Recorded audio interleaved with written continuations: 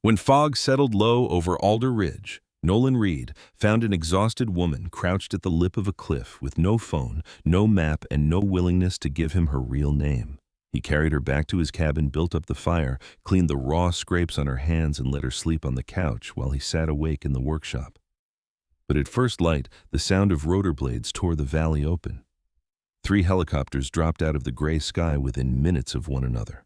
One carrying a rescue crew, one a private security team, and the last, a furious, powerful man who stood in the frozen yard and shouted her name until the windows shook.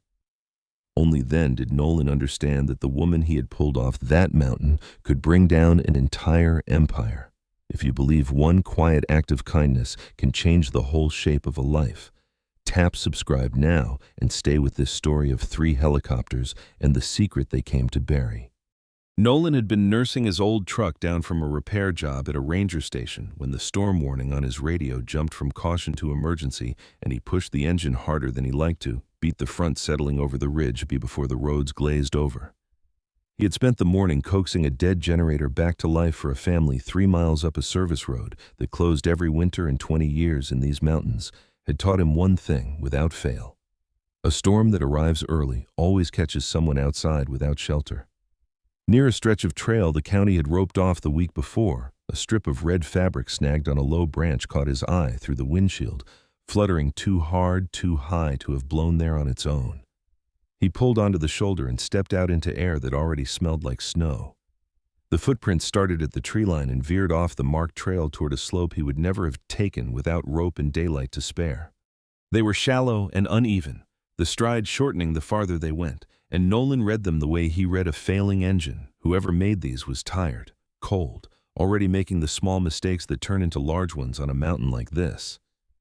He left the truck where it sat and started walking. 2 hours, he told himself, before the light and the temperature both turned against him. He found her at the edge of a drop-off, one arm wrapped around her knees, the other pressed flat against an ankle that had clearly taken a bad step. Her jacket was soaked through. Her phone lay in her lap, the screen webbed with cracks that looked thrown rather than dropped. "I'm not going to hurt you," Nolan said, stopping a good 6 feet off. "But that light's going to be gone in 90 minutes, and neither of us wants to be up here when it is." She watched him the way a cornered animal watches an open gate, tracking every inch he moved. Whatever ran behind her eyes had nothing to do with the ankle. It was a calculation. Rescue or new problem. "Vivian," she said finally. "Vivian Shaw. I got separated from a hiking group this morning." Nolan nodded and said nothing because he had spent enough years reading equipment failures and human ones to know the difference between a fact and a fill-in-the-blank. The jacket she wore cost more than most people's mortgage, but her boots looked barely broken in. She carried no pack, no water, no food, nothing a person heading into terrain like this would think to bring. On her wrist, there was a pale band of untouched skin where a device had ridden until very recently. And every few minutes her hand drifted to an inner pocket of her jacket and pressed there the way people check on the one thing they can't afford to lose. He didn't press her. People rarely explain themselves honestly while they're still afraid. "Can you put weight on it?" he asked. "A little." "Then we go slow. My cabin's 1.5 miles down. Slow gets us there. Fast gets us nowhere." The rain thickened into wet snow as they worked their way back toward the trail, across a stretch of loose rock where one wrong step would have sent them both sliding. Nolan looped a length of rope around her waist and took the strain himself. She tried to hide how much the ankle cost her, matching his pace with her teeth clenched, as though admitting pain would give something away. "You don't have to prove anything to me," Nolan said, not unkindly. "Pride doesn't keep a body warm after the sun goes down up here. Lean on the rope. That's what it's for." Something in the plainness of it seemed to land where sympathy wouldn't have. For the rest of the walk, she followed his instructions without argument, letting him choose the slower path even when it doubled back on itself. By the time his porch light came into view, the snow had gone serious, and that single warm bulb was the only color left in a world gone white and gray for miles. Inside the cabin was simple and carefully kept. The wood stove was already banked from the morning. A backup generator hummed in a shed out back, and a small workshop off the kitchen sat crowded with tools, radios, and half-finished repairs. Nolan handed her dry clothes that had belonged to his daughter before she left for college, set a pot of soup on the stove, and cleaned the scrapes along her ankle with the same patience he brought to a stalled motor. He kept his distance the whole evening, gave her the couch by the fire, and settled into the workshop with a blanket and the low static of a weather radio. It was later, when he moved her wet jacket closer to the stove to dry, that something slid loose from the inner pocket and dropped softly to the floor. A small device cracked along one edge and stamped into its casing was a pair of silver wings. Nolan knew those wings. He had once seen that emblem every single day of his life, back when it had meant something entirely different to him than it did now. He didn't say so. He set the device carefully on the table and asked, more curious than accusing, "Is anyone out looking for you tonight?" "Almost certainly," she said. "I just don't know which of them will get here first." The precision of that answer told him this was no lost hiker. He turned the device over in his hands and pried up the casing. Under it, the circuit board had taken on moisture through a seal that should never have failed a cheap substitute standing in for a proper weatherproof layer. "How does a repairman living alone on a mountain recognize hardware like this?" she asked, half amused despite everything. "There are things I used to know very well," Nolan said, "and have spent a long time trying not to think about." He set the board down. "I can probably get power back to it, but any signal it sends won't have a real chance of reaching anyone until the weather breaks near dawn. So we've got a long night ahead." They spent it by the fire, trading small, careful pieces of themselves, the way strangers do when circumstance has stripped away every reason to stay guarded. Nolan told her about Marin, about how the cabin had felt too large and too quiet since she'd left for her first year of school. Vivian told him she'd grown up in a house far bigger than this one and had rarely felt like it was a home. "Money buys privacy," Nolan said, watching the fire. "It almost never buys the feeling of being safe." "The more of it you have," she answered, "the harder it gets to tell who's honest with you and who's just managing you." "What did you do?" she asked. "Before the mountain." Nolan wiped his hands on a rag and considered how much to give. "I built things that were supposed to keep people alive," he said. "Then I found out one of them wouldn't said so out loud and learned what that costs a person." He set the rag down. "Now I fix generators. Nobody dies if a generator's wrong. They just get cold and call me." "You miss it." "I miss being believed," he said, and that was the truest thing he'd said all night. Vivian turned the storage drive over in her hands. "Everyone around me tells me what I want to hear," she said. "You've told me 3 things tonight I didn't want to hear, and I trust you more than any of them." She looked at the fire. "That should probably worry me." "It should," Nolan agreed. "But it doesn't have to." Nothing more than conversation passed between them. But somewhere in the hours, they both began to sense the other was speaking from behind a wall they rarely let anyone see past. Near midnight, Nolan noticed she'd dozed off, still gripping a small storage drive, her fingers curled around it. When she woke and caught him looking, she didn't hide it. "There's information on it," she said, "tied to a project that could end a lot of careers if it ever went public. I feel responsible for stopping something dangerous before it reaches the market." She didn't tell him she ran the company that project belonged to. She didn't have to, for the old memory to rise up in him, the one he'd spent 12 years trying to keep buried. Sometime after that, the radio in the corner crackled to life. A broken transmission, a voice repeating a string of initials and demanding that any search team recover both the woman and the equipment she was carrying. The equipment, Nolan noticed, was named first.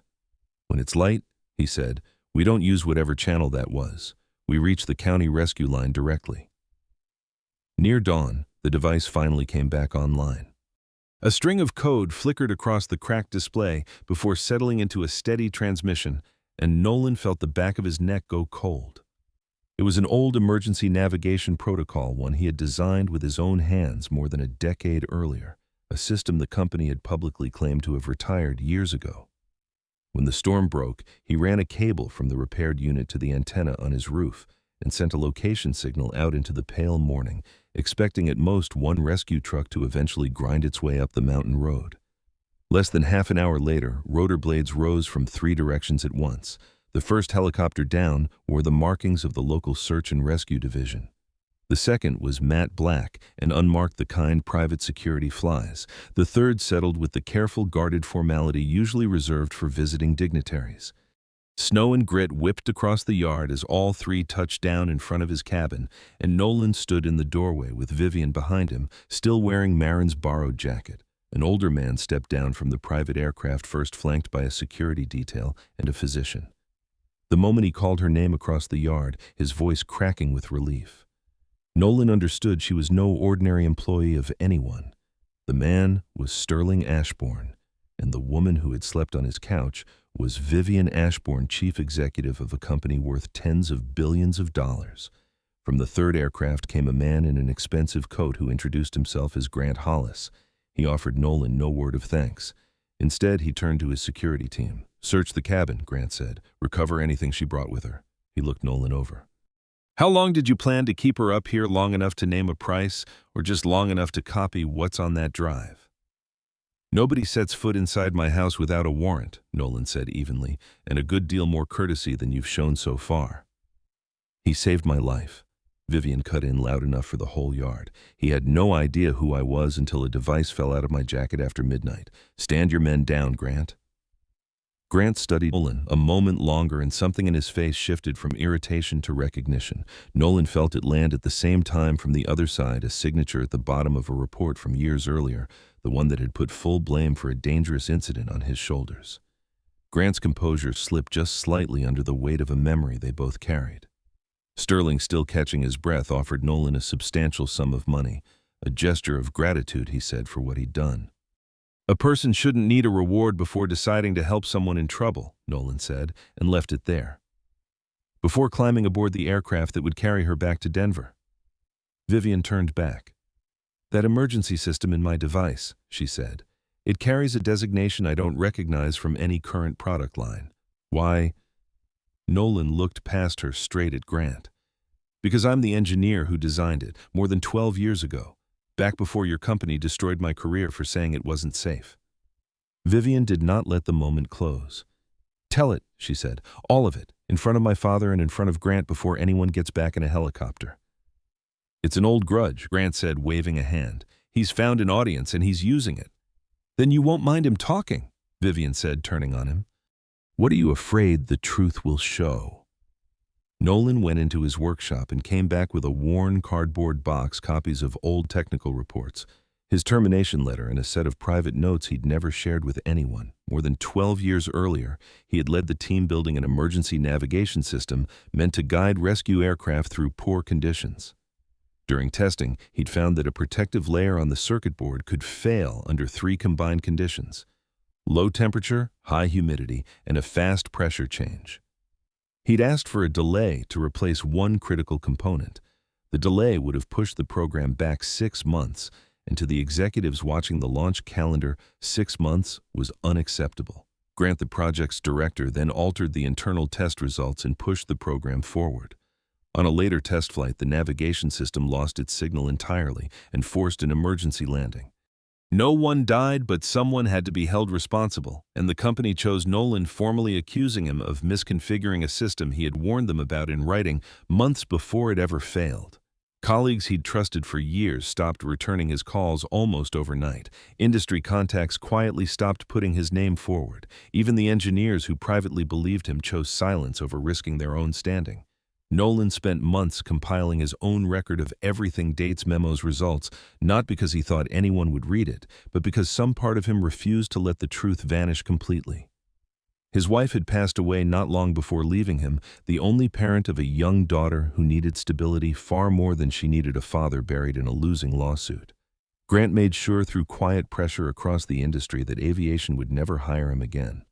So Nolan packed what was left, moved Marin to Alder Ridge, and built a smaller life-fixing generators and rescue gear for the people scattered across these mountains, never expecting to stand near an aviation company again. Sterling listened with a stiffness that betrayed real discomfort. "I was only ever shown the final report," he admitted. "The one that put it all on you. I never questioned it past the signature." "Power was never an excuse to stay ignorant of what happens inside the company that carries your name," Nolan said. Sterling had no answer. Grant tried to wave the box away as ancient history irrelevant to the company's flagship aircraft, the Aegis X-9. Nolan opened the device that had failed Vivian on the mountain and pointed to the exact same material flaw resurfaced inside its casing. "You never solved it," he said. "You renamed the system and kept the same design under a new label." Vivian's face changed. On the spot, she ordered a halt to the public launch event scheduled for the Aegis X9. That delay costs the company billions, Grant said. It tanks investor confidence. It threatens your own seat. Then it costs that. The board already has a no-confidence vote scheduled inside 72 hours, Grant said, and let it hang there.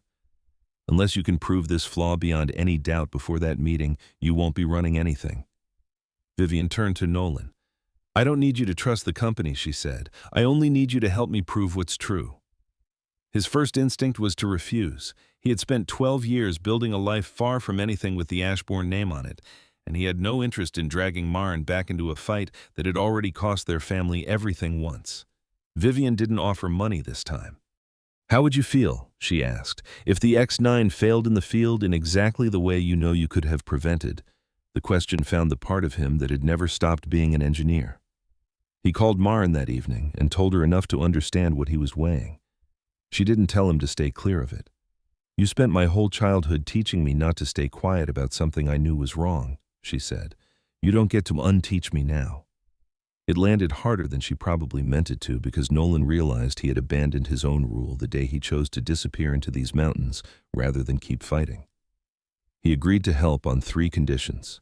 First, all relevant safety data open to an independent review team with no ties to the company. Second, that neither Maren nor his private life ever become material for the press. Third, that if the flaw was confirmed, Ashbourne would disclose the full truth publicly, not a quiet, sanitized correction. Vivian accepted every one without hesitation. Sterling visibly stalled on the third, still more worried about the family name than the transparency his own daughter was demanding. Working through the failed device together, Nolan and Vivian found that its internal component numbers didn't match any record in the company's procurement system. A secondary supplier had swapped in cheaper parts after the original certification, and Vivian remembered that Grant was the only executive with the authority to approve a supplier change without her personal signature. She reached out privately to Tessa Marlowe, who ran safety and compliance. Tessa told her that several younger engineers had reported similar signal failures over the years, only to be quietly reassigned or pressured into confidentiality agreements. And Tessa, out of a long unease with the official story, had kept a private copy of Nolan's original report all this time, believing it might matter again someday. Digging into the procurement trail, they found Grant hadn't simply cut costs. For years, he had personally profited from contracts steered to a component supplier partly owned by a relative through marriage, tens of millions of dollars in all. Before they could finish assembling it, a version of the story reached the press, one that turned a night in a remote cabin into something the headlines were eager to make scandalous rather than heroic. Grant seized the distraction and aimed his next move at the one thing money could never buy: Nolan back his good name. Nolan walked into Ashbourne Tower for the first time in more than 12 years, wearing no suit and carrying no credentials, just a clean work jacket and an old toolbox, a plain figure against all that glass and steel. The employees who recognized him from the sudden run of headlines mostly knew only the version Grant had spent years cultivating: a bitter former engineer exploiting a moment of chaos. Passing the testing floor where his career had ended, he saw a few older engineers place him and look quickly away, wary of being seen near a controversy that could cost them their own jobs. Only a younger one, Owen Barrett, crossed the floor and slid a folder into his hands. Test data marked invalid years earlier that Owen had never been able to bring himself to delete. The board pressed Vivian to hand over her findings and let Grant proceed with the launch. Sterling privately urged her to compromise, delay full disclosure, but hold the demonstration event to steady, nervous investors. Vivian heard in her father's advice the same old instinct: protect the image before the truth, and this time she refused outright. Working through the certified records, Nolan found that every official trial of the Aegis X9 had been run in dry, mild conditions, while every test in cold, humid air had been reclassified as procedurally invalid and stripped from the final report. He rebuilt those exact conditions on a bench in a spare lab. Within minutes, the navigation system lost its signal, completely confirming what he had warned about more than a decade before. "Your setup isn't certified," Grant said when he heard. "You can't put an improvised bench in front of the board and call it evidence." He asked Nolan for a private meeting. He offered to fully restore his reputation, a substantial settlement, and a lifelong education fund for Maren if Nolan would simply walk back his conclusions. Can you promise me, Nolan asked, that every pilot who ever flies an X-9 comes home? Grant didn't answer. Then we're done here. Watching it all, Vivian felt a growing weight of guilt for pulling him back into the company that had already cost him so much. You didn't cause the first wrong, Nolan told her, but you become part of it if you stay silent now that the truth's in front of you. It struck her somewhere unguarded and left her strangely more respectful of him than she'd felt toward almost anyone in her professional life. Late that night, Tessa discovered Grant had quietly rewritten the next morning's schedule, replacing a static unveiling with a live demonstration flight in front of the full board and a room of journalists. If that flight went off cleanly, every warning Nolan had raised would be dismissed publicly as a bitter man's revenge. If it failed over a crowd, no press statement could ever repair the result. Grant launched a coordinated campaign built on selectively edited footage from the helicopter's onboard cameras framing Nolan as though he had actively kept the rescue team from reaching Vivian. Within days, he was being described as a disgruntled ex-employee chasing a payout, a man who might have tampered with the navigation device before claiming credit for fixing it, someone who had used a wealthy stranger's misfortune to get close to her. Vivian held her own press conference and stated flatly that Nolan had no idea who she was when he found her, that he alone had repaired the failed equipment, treated her injuries, and contacted the proper authorities the moment conditions allowed. Grant twisted even that suggesting her closeness to Nolan meant she could no longer judge the matter objectively, fearing the coverage would eventually reach Marin. Nolan began packing to leave Denver, planning to hand every document to Tessa and step away entirely. Vivian didn't try to stop him. "I'm sorry I ever let my family's chaos spill into the life you rebuilt," she said, and Nolan realized she intended to walk into the board meeting alone, fully aware she might lose the company either way. Marin called. "He's not attacking us because you're wrong," she said. "He's attacking because he's afraid of how right you've always been." On a short visit, she pressed something into his hand, the old engineering pin he had once earned at Ashbourne and put away in a drawer years ago. "I don't need you to protect me by going quiet," she said. "I need you to show me again why I've always been proud to call you my father." Around the same time, Owen passed along data from a previously undisclosed test conducted near Alder Ridge itself, proof that Vivian's device hadn't failed at random. Grant had known that exact stretch of terrain caused signal failures, and had let her carry the flawed unit anyway. Not out of any wish to harm her, but out of a determination to protect the launch timeline at any cost. Armed with everything now, Nolan returned to Ashbourne Tower and walked into the boardroom moments before the scheduled vote. He set the scorched failed navigation device down on the polished table. "You can call me whatever you like in the press," he said. "But no headline can make a piece of failed hardware lie about what it did." "He's a mountain repairman," Grant said, standing. "He has no standing to judge a multi-billion-dollar aviation program." A few board members shifted, unsure whether to laugh or wait. Nolan didn't raise his voice. Every complicated system eventually rests on small parts that powerful people assume are too minor to matter. The difference between an aircraft that flies and one that falls usually comes down to exactly the kind of detail you spent years calling beneath your attention. He walked the room through it, point by point, and he did it the way he used to walk a client through a failed inspection. No drama. Just the parts laid out until the conclusion assembled itself. The new system ran on code written for his old design. He put both listings side by side on the screen and let the board read the matching lines. The moisture seal had been swapped for cheaper material. He passed the cracked casing down the table so each of them could see the corrosion for themselves. Failed tests had been erased from the record, and he showed the gaps in the numbering where whole trials had once been.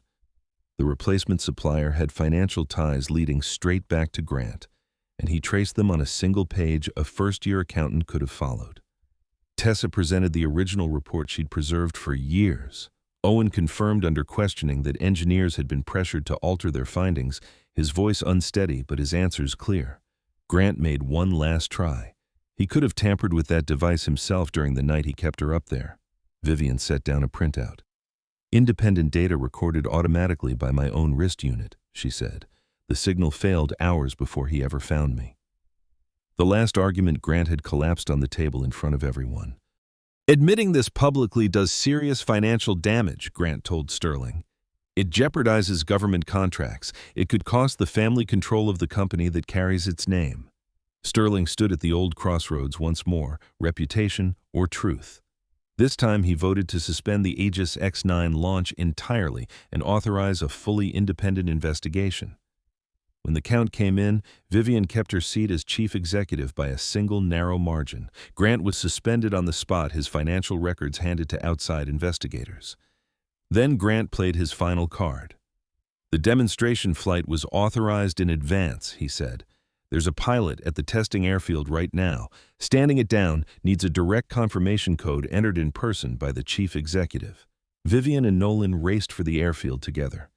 As their helicopter crossed the city, a cold rain began falling over Denver, the exact combination of conditions that could strip the Aegis X-9 of its navigation signal. By the time they landed, the aircraft already had its engines running in front of hundreds of guests and journalists. And Grant had told the flight crew beforehand that Vivian's judgment had been compromised by a former employee chasing revenge. From the weather data, Nolan calculated fast once the aircraft reached demonstration altitude, moisture would condense inside the navigation unit exactly as it had in the device on the mountain. It might not bring the aircraft down, but it could easily strip away its sense of direction and force an emergency landing over a crowded field. Vivian ordered the flight canceled. The lead coordinator, a headset pressed to one ear, shook his head. "Ma'am, I've got a signed authorization and a pilot strapped in. I can't stand it down without the confirmation code entered in person." "Those are the rules Mr. Hollis set this morning." "Mr. Hollis was suspended 40 minutes ago," Vivian said. "Nobody's told me that," the coordinator answered, and Nolan understood that Grant had bought himself exactly the gap he needed, a few minutes of confusion between the boardroom and the tarmac. Rather than waste minutes arguing through channels, Vivian walked out in front of the assembled press and said it plainly. "My company's flagship product is not yet safe to fly." It was an admission that could send the stock into free fall, and she made it without flinching. Seconds later, Sterling transmitted the final confirmation code himself, cutting the engines moments before the aircraft was set to lift off. To leave no doubt, Nolan proposed running the same navigation system through a ground-based simulation of the exact conditions the aircraft would have met in the air. Within minutes, the display lost its signal completely on the tarmac in full view of journalists and board members. Grant had nowhere left to shift the blame. Sterling stood before the same crowd and formally confirmed that the report Nolan had filed more than 12 years earlier had been accurate all along. The company publicly restored his reputation and acknowledged that his termination had been unjust. Nolan didn't celebrate. He watched the grounded aircraft in silence. "We were only lucky the truth got here before it was too late to matter," he said. Later that day, Vivian offered him the newly created role of Chief Safety Officer for the entire company. He didn't answer at once. He looked out toward the distant shape of Alder Ridge, the same mountains where one unplanned night had forced them both to face the things they'd spent years avoiding. In the weeks that followed, Ashbourne Aeronautics voluntarily recalled every affected navigation unit and compensated every operator whose aircraft carried the flawed system, absorbing a heavy short-term loss to avoid a far greater disaster later. Grant was removed from the company and referred for investigation on charges tied to contract fraud, falsified safety data, and years of hidden conflicts of interest. His fall carried none of the drama of a confrontation, only the quiet unraveling of a man whose whole influence had depended on people being too afraid to speak against him. Nolan agreed to return, but declined the prestigious title Grant had once dangled at him. He insisted instead on an independent safety division with the authority to halt any project over the direct objection of the chief executive herself, if it came to that.